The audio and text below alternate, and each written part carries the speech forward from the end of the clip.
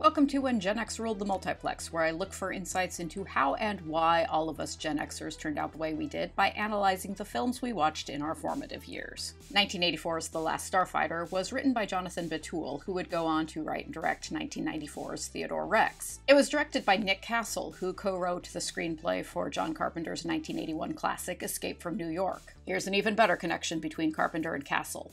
Castle played Michael Myers in Carpenter's 1978 horror classic Halloween. An amiable Star Wars ripoff with a couple of interesting twists, The Last Starfighter was neither a hit nor a failure.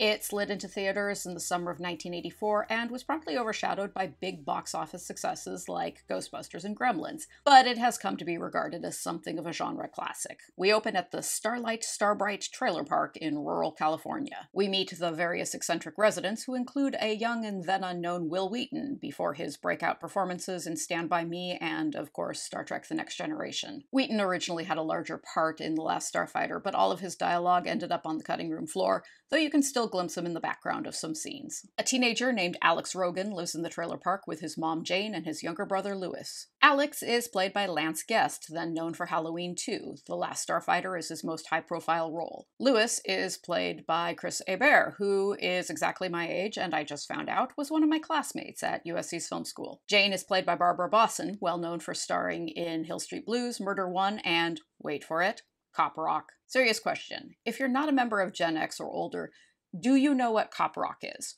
Because Cop Rock was an omnipresent pop culture punchline from 1990 up until about the mid-90s, and then it vanished from everybody's memory. Cop Rock was a serious, gritty network television police procedural where all of the characters, that's police, lawyers, criminals, would occasionally burst into song. It lasted for 11 episodes, and viewers collectively thought that was plenty. Alex's girlfriend Maggie also lives at the trailer park. Maggie is played by the splendid Mary Stewart, whom we recently saw mowing down zombies in Night of the Comet. Alex has grand plans of leaving the trailer park and going on to do something amazing with his life. This film is very much a low-rent version of Star Wars, and Alex is Luke Skywalker, stuck in a trailer park instead of on Tatooine. Where Luke had a special affinity for using the Force, Alex has a special affinity for playing the trailer park's cabinet-style Starfighter arcade game. As Alex gears up to beat Starfighter's all-time top score, everyone in the trailer park gathers around to watch because, well, there's not much else to do in this trailer park. Alex wins the game and there is much rejoicing. All the adults are overwhelmingly proud of Alex, which is great to see, but strains credulity. In the 80s, I pretty much remember all the adults being downright scornful of all the time us Gen X kids wasted playing video games. At some point in the mid-80s, our family computer was a cheap IBM clone, and we had a single game for it on 5¼ inch floppy disk, Flight Simulator, which my sister and I loved playing. And our parents could not fathom anyone wanting to play computer games. One day our dad was programming something in DOS, and he needed a disk to save on, and he overwrote Flight Simulator with his program, and we never had Flight Simulator again. And I should hasten to add that he didn't do this to be cruel. He just simply could not comprehend that my sister and I genuinely enjoyed playing computer games.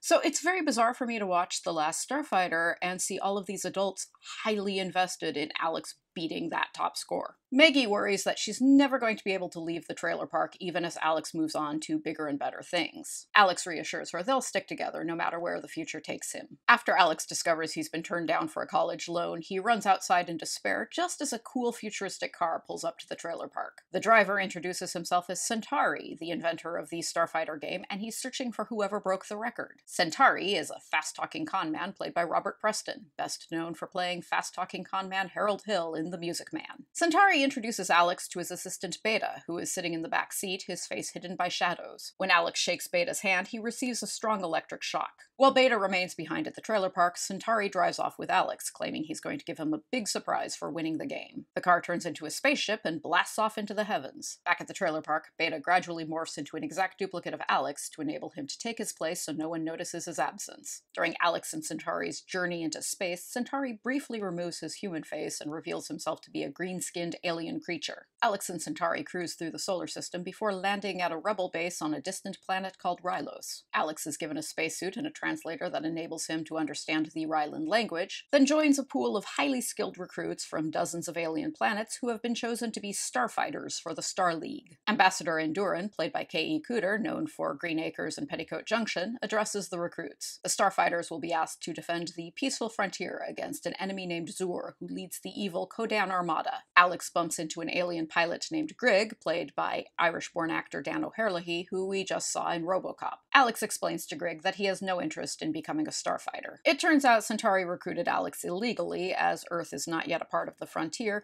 and he did it through underhanded means via the use of the Starfighter video game. The base receives a holographic projection from the evil Zur, who is played by Norman Snow. Zur, the traitorous son of Ambassador Enduran, announces that they've captured a spy from the Star League, who is executed during the broadcast as the Rylans watch in horror. Freaked out by all this, Alex insists on leaving immediately, so Centauri returns him to Earth. Shortly after Alex leaves the base, it's attacked by Zur and Lord Krill, the commander of the Kodan Armada, and all the new Starfighter recruits are killed. Centauri drops Alex off on Earth after giving him a communicator to contact him in case he changes his mind. At the trailer park, Alex finds that Maggie is furious with him for unknown reasons. He also finds the Beta version of himself sleeping in his bed. Beta explains that he's a simuloid designed to replace Alex so no one would worry about him while he's gone. Beta also explains that he freaked out when Maggie made a pass at him, which is why Maggie is furious with Alex. Alex contacts Centauri to get him to come and retrieve Beta. A stranger arrives at the trailer park and reveals himself to be an alien assassin. The alien tries to kill Alex, who is now the last living starfighter. Centauri returns in the middle of the fight and kills the alien, though he's badly injured in the process. Centauri explains that the alien assassin, known as a Zandozan, was sent by Zur, and that more will be coming to kill Alex. A wounded Centauri convinces Alex to return to Rylos with him. As Centauri and Alex approach Rylos, they find that the base has been attacked and only a handful of Rylans, including Grigg, are still alive. Soon after arriving at the base, Centauri dies of his injuries. Grigg, who will serve as Alex's pilot, trains Alex in using the weaponry of a Gunstar, a high-tech spaceship designed to fight against the Kodan Armada. Unless you are super into alien spaceship designs, and I know that there are a lot of you out there, this part of the film is not that interesting. The Gunstar's weaponry includes something called the Death Blossom, which is a fantastic name for a mysterious weapon of last resort. Alex and Grigg fly out to the border of the frontier where they're attacked by an enemy spaceship. Using his video game-honed skills, Alex destroys it. If my dad hadn't overwritten that flight simulator disc back in the 80s, I'd probably be a Cessna pilot now instead of a mostly unemployed writer.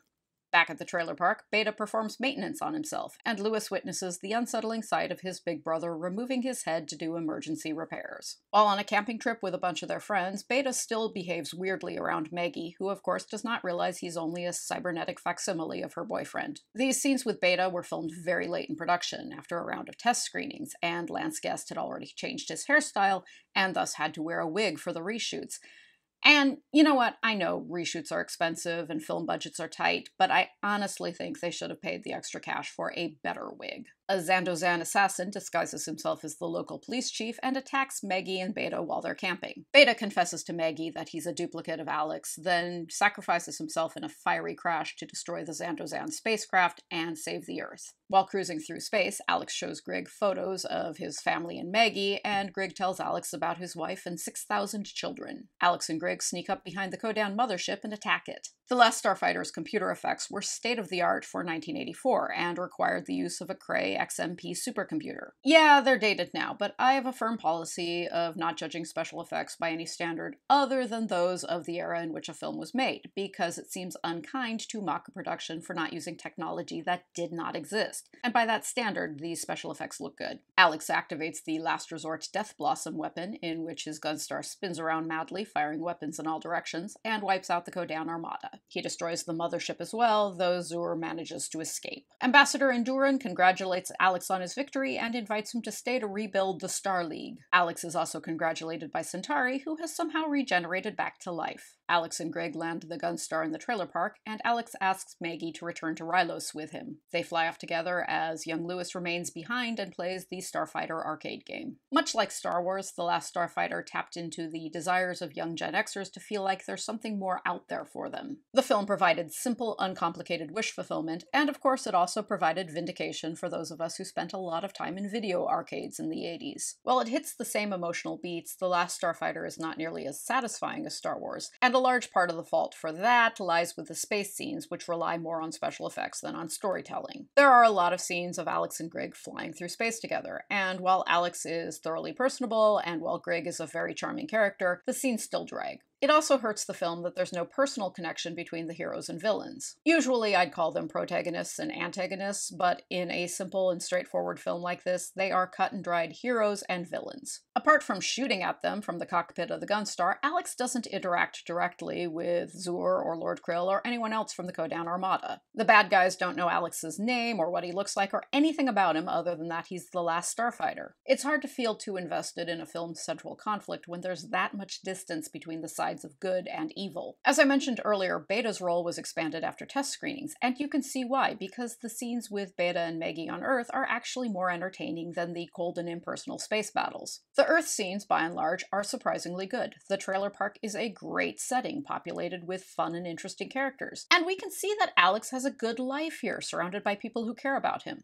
But we can also see why he would want to leave. In recent years, there's been talk of a sequel, and while there hasn't been much progress on that, in 2004, The Last Starfighter was turned into an off-Broadway musical, which seems a little odd. But I get it. The idea of video games being used in a plot to find certain special individuals is Gen X catnip, combining as it does two of our great early loves, video games, and a deep-seated need to feel unique. Ernest Cline, author of the Gen X Nostalgia Fest Ready Player One, riffed on the premise of The Last Starfighter with his 2015 follow-up novel, Armada. And there's a fascinating urban legend, which some believe might have been the inspiration for The Last Starfighter, about a mysterious arcade game named Polybius, which popped up in various locations around Portland, Oregon in 1981. Polybius was compulsively addictive, but had strong psychotropic effects on users, including hallucinations, insomnia, and amnesia, and was possibly part of a sinister psychology experiment orchestrated by the US government. Polybius, I should be clear, is almost certainly a hoax,